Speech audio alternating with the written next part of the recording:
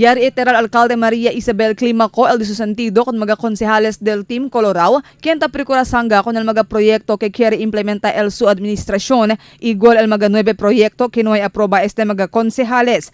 Y ahora el propuesto ya también del su administración para compra con el Mobile Medical Clinic para el uso del CDR-RMO. Durante el campaign rally del Partido Liberal o Team Amarillo na barrio de Mercedes anoche, ya se sale otra vez el alcalde el de su sentimiento con este mga konsehales. Según con el alcalde, hindi ta decidí este mga konsehales para na interes del mga gente quien ya elihi kanila na puesto.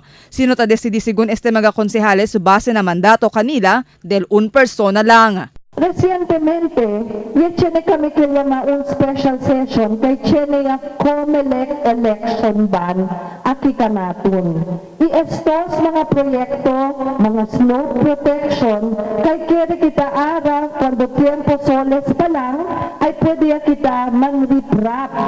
Pero, por causa da llamada, the Angry Bird, luay pwede aproba kung este mga di ating mga proyekto. Asegura el alcalde que hindi eli ay queda un diktador alcalde. Hindi según eli ay precura man influensya con el desisyon del mga konsehales. Y expresa también desgusto el alcalde cuando él llama con él el congresista Celso Lobregat como un tuta o perrito lang del su marido. Un video del congresista ella presenta el alcalde durante el día rally anoche na Mercedes. Na video taable el congresista kay hindi tuta di suyo el alcalde, sino tuta este del su marido.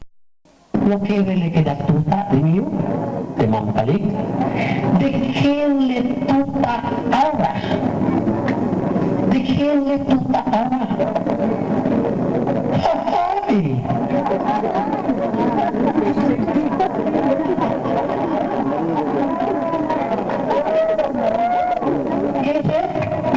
Salazar, el partner de Beng.